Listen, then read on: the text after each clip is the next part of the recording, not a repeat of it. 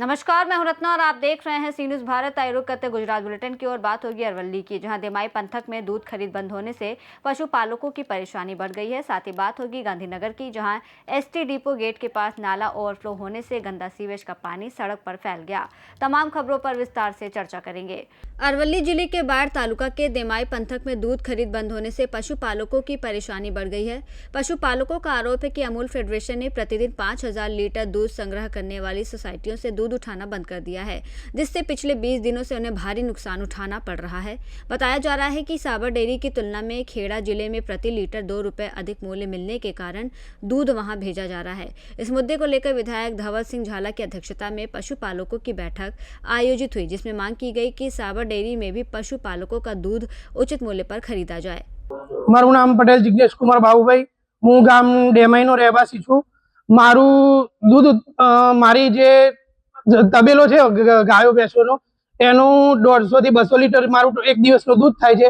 અમે અત્યાર સુધી 7 થી 8 વર્ષથી અમે ખેડા જિલ્લામાં અમારા નજીકની મંડળીમાં આવેલ અમૂલમાં અમારું दूध જતું હતું, પણ અત્યારે લગભગ 20-25 દિવસથી અમારું दूध અત્યારે અમને બધા ગ્રાહકોનું જે અરવલ્લીના છે બધા ગ્રાહકોનું दूध બંધ કરેલ છે। તથા અમને જે અમૂલનો ભાવ છે એના કરતા સાબરનો જે ફેડરેશન એમ કે અમને જાણ કરવામાં આવી કે તમને ફેડરેશને ના પાડી છે, તો ફેડરેશન એક જ છે, તો અમૂલમાં અને સાબરમાં ભાવનો ડિફરન્ટ કેમ આવે છે? જય જવાન જય કિસાન। હું ડેમાઈ ગામ ચેહવાના મોવાળા પેટાપુરા કૈલાસબેન કાળસી છું। હું આજ 5 વર્ષથી હું કાવઠમાં दूध ભરાતું હતું અમારી। પછી અરવલ્લીમાં સાબર ડેરીમાં મને ભાવ ઓછો મળતો અમે 20 દિવસથી અમારું दूध બંધ કર્યું છે। એકલા માટે મને ખોણમાં કે દોણમાં મને પોહાતું નહીં સાહેબ। એકલા અમારે दूध ભરવું નથી સાબર ડેરીમાં, અમને ભાવ ઓછો અમારે અમૂલ ડેરીમાં તો दूध ભરવું છે। રાવલ ગણપતસિંહ હર્ષદ કુમાર, ગામ ડેમાઈ, તાલુકો બાયડ, જિલ્લો અરવલ્લી। હું એક પશુપાલક છું। કાવટ મંડળીમાં ઘણા સમયથી ચાલુ હતું, ત્યાંનો ભાવ સારો છે તો પોસાતું હતું दूध અમે ત્યાં ખેડા જિલ્લામાં પહેલા ભરતા હતા। મહિલા મંડળી મોતીપુરા તો બંધ કર્યું ફેડરેશન, તો એવું કે અમારી મૌખિક અમને કહ્યું છે કોઈ પરિપત્ર આપ્યો નથી એમ। અમે પૂછ્યું કે મૌખિક તમે કહો છો એમ, કોઈ પરિપત્ર હોય તમને બતાવો એમ, કે મૌખિક જ કહ્યું છે એમ કે જો તમે આ दूध બંધ નહીં કરો તો મંડળીને મેં એવું કહેવામાં આવ્યું કે તમારે 2% પેનલ્ટી લાગશે મંડળી ઉપર। આવું તો ના સુપરવાઇઝરોએ રજૂઆત કરી મંડળીમાં આવીને, તો હાલ અમારું दूध સાબરમાં જાય છે પણ અમને પોસાતું નથી, કારણ કે ખેડા જિલ્લા અમૂલ ડેરીનો ભાવ જ એ રીતનો છે કે અમને લીટરે 4 રૂપિયા વધારે મળે છે। તો આજે મારું दूध પર ડે 150 લીટર થાય છે તો મને 401 રૂપિયાનો ફાયદો થાય, બરાબર છે। એ મારા લોસ છે, એટલે દિવસના 400 રૂપિયા, મહિનાના 12000 રૂપિયા થયા મારે એકલાના। એવા તો 200 ગ્રાહકથી ઉપર ગ્રાહકો છે, જે લોકોને આજીવિકાનું જે સાધન હતું, બરોબર છે, એ હાલ કહેવાનો મિનિંગ કે જે ડેવલપ થયું હતું ખેડા જિલ્લામાં दूध ભરવાથી, ખેડા જિલ્લાના આસપાસ 1 થી 1.5 કિલોમીટરના જ ગામો છે આ જે તો दूध ભરવા જાય, એમને નજીક પડે છે પાછું, બરોબર છે। પણ હાલ એ લોકોને અત્યારે નાસીપાસ થઈ ગયા એવું થઈ ગયું છે એમને, કે અમારે કરવું તો કરવું શું એમ। હવે એ લોકો હાલ અત્યારે માધવ કંપા दूध ભરવા જાય, કોઈક છબો જાય, કોઈક પેન્ટરપુરા જાય, એવી રીતે લોકો दूध ભરાવા જાય છે, એટલે એમનો સમય બી બરબાદ થાય છે, પૈસા તો એ ભાવ મળતો જ નથી જે ખેડામાં ભાવ મળતો હતો, બરોબર છે। તો પછી અમૂલની પ્રોડક્ટ દરેક જગ્યાએ વેચાતી હોય તો પશુપાલક એનો માલ ગમે તો વેચી શકે। ફેડરેશને ભલે નક્કી કર્યું હોય તો ફેડરેશને નક્કી કર્યું, ફેડરેશન દરેક સંઘનો દૂધસાગર ડેરી છે, સાબર ડેરી છે, બનાસ ડેરી છે, ટોટલી ભાવ એક હરખો રહે ને। ફેડરેશન જો નક્કી કરતું હોય તો કેમ અમૂલનો ભાવ વધારે છે, સાબરનો ઓછો છે, એ રીતનું ના હોય ને, એમ દરેક ભાવ સરખો જ હોય એમ। તો આ બધા જે પશુપાલકો હાલ અત્યારે ભેગા થયેલા છે એ તમામ લોકોના ખેડા જિલ્લાની અંદર દૂધ ભરવું છે ને હાલ પૂરતું ચાલુ કરો, બરોબર છે. નકર આગળના દિવસોમાં આવાના અનુસંધાને મોટું એક આંદોલન છેડવામાં આવશે. હા, કોટરાએ પણ જવામાં આવશે.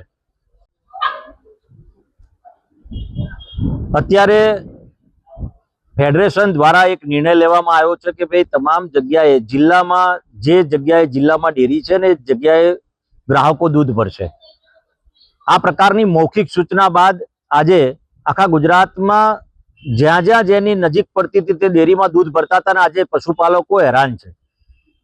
એવા સંજોગોની અંદર ફેડરેશનને વિનંતી કરવાની કે ભાઈ તમે જે પશુપાલકોને ધારો કે ખેડામાં દૂધ ભરે છે, ધારો કે અમારા ડેમાઈની આજુબાજુના 10 મોવાળા અને 5000 લીટર દૂધ એક ટંકનું ભરાય અને 5000 લીટર દૂધ ત્યાં ભરતા હતા છેલ્લા 5 વર્ષ, કોક 10 વર્ષથી ભરતા હતા. એવાનું તાત્કાલિક ધોરણ પર બંધ કર્યું. છેલ્લા 22 દિવસથી આ પશુપાલકો હેરાન છે. મારી આ ફેડરેશનને વિનંતી છે કે ભાઈ તમે જેને જે ગ્રાહકને લોકશાહી છે ને, લોકશાહીની અંદર પશુપાલકને જ્યાં ઈચ્છા હોય ત્યાં દૂધ ભરે, પશુપાલકને જ્યાં ફાવટ આવતી હોય ત્યાં દૂધ ભરે. અને આવા લોકશાહીની અંદર આપણે પશુપાલકોને દૂધ ભરતા રોકીએ હું મારી દ્રષ્ટિથી યોગ્ય માનતો નથી. આવી મારા મિત્ર કેતનભાઈ ઇનામદારની પણ રજૂઆત છે, મારી પણ એક ધારાસભ્ય તરીકે રજૂઆત છે કે ભાઈ આ પશુપાલકોને જ્યાં ફાયદો દેખાતો હોય ત્યાં દૂધ ભરે, એની છૂટ આપવી જોઈએ. નહીં કે અમને પ્રેશર કરીને કે ભાઈ તમે સાબર ડેરીમાં ભરો, નહીં કે પ્રેશર કરીને કે તમે ખેડા કે અમૂલની કોઈ એક ફેડરેશન ચાલે છે ને, ફેડરેશનમાં ગમે ત્યાં દૂધ ભરી શકે. તમામ ફેડરેશનના અને મેમ્બરોને વિનંતી કરું છું કે ભાઈ તાત્કાલિક ધોરણ પર આ નિર્ણય પર વિચાર કરવામાં આવે. આગામી દિવસોની અંદર આ બધા જ પશુપાલકો રોષે ભરાઈને કોઈ પ્રકારનું કૃત્ય કરે તો સંપૂર્ણ જવાબદારી તમારા બધાની રહેશે. ખાસ કરીને જે પશુપાલકને અત્યારે સાબર ડેરીમાં 10-15 દિવસથી દૂધ ભરે છે ત્યાં ને અહીંયાના દૂધમાં 2 રૂપિયાનો ફરક આવે છે લીટરે. અને લીટરે 2 રૂપિયાનો ફરક એટલે હું માનું છું એક દિવસની અંદર 1000 રૂપિયાનો એક ખેડૂતને ફરક પડે છે, પશુપાલકને ફરક પડે છે. અને એનું ટોટલ જો હિસાબ મારીએ તો 365 એટલે 3 લાખ રૂપિયાની આસપાસનું એને નુકસાન જાય છે વાર્ષિક. અને બોનસમાં પણ એટલો મોટો ફરક પડે છે. હમણાં એક ગ્રાહકે વાત કરી કે ભાઈ મને વર્ષનું 7 લાખ બોનસ મળતું હતું ને અત્યારે મને 4 લાખ મળે છે. એટલે અહીંયા ભરું તો મને 4 લાખ, એટલે એને પણ એ 3 લાખ. એટલે મૂળ કહેવાનો આશય એ છે કે કાં તો ડેરીઓના તમામ ગુજરાતની ડેરીઓના દૂધ એક સરખા ભાવ નક્કી કરે ફેડરેશન કે ભાઈ આ જ ભાવ આપવો અને તમામ જગ્યા પર એક સરખો ભાવથી દૂધ લેવામાં આવે તો આ પશુપાલકોનો ઝઘડો પણ મટી જાય. અને જે પશુપાલકને જ્યાં દૂધ ભરવું હોય ત્યાં મારે મોવડી મંડળને અને ડેરી અમૂલ ફેડરેશનના ચેરમેન અને મંડળને વિનંતી છે કે આ પશુપાલકોને છૂટ આપવામાં આવે અને આના માટે સારા વિચાર કરીને પશુપાલકોના ફાયદાના હિતની અંદર વિચાર કરવામાં આવે, નહીં કે પોતાના અંગત હિત માટે. આ ડેરીમાં બની બેઠેલા ક્યાંક ને ક્યાંક પશુપાલકોને નુકસાન કરી રહ્યા છે તો એવા પર કડક કાર્યવાહી પણ થાય. આ મારા સરકારને પણ હું રૂબરૂમાં ચર્ચા કરી છે, જીતુભાઈ સાહેબને પણ વાત કરી છે, એ પણ વિચાર કરવાના છે. અને આની મારી વિનંતી છે 2 હાથ જોડીને કે પશુપાલકોને જ્યાં દૂધ ભરવું હોય ત્યાં ભરવાની છૂટ આપવામાં આવે. अरवली से सीनू संवाददाता जगदीश सोलंकी की रिपोर्ट। गांधीनगर में घाट-3 सर्कल स्थित एसटी डिपो गेट के पास नाला ओवरफ्लो होने से गंदा सीवेज का पानी सड़क पर फैल गया, जिससे यात्रियों, वाहन चालकों और राहगीरों को भारी परेशानी का सामना करना पड़ रहा है। स्थानीय लोगों का कहना है कि पिछले कई सालों से ये समस्या बार बार सामने आती रही है और बदबूदार पानी सड़क पर बहने से आवागमन प्रभावित होता है। लोगों ने प्रशासन से सीवेज समस्या का शीघ्र और अस्थायी समाधान करने की मांग की है। गुजरात गांधीनगर से सीनियर संवाददाता अमित पटेल की रिपोर्ट। बुलेटिन में फिलहाल इतना ही। देश और दुनिया की तमाम बड़ी खबरों के लिए देखते रहिए सी न्यूज़ भारत।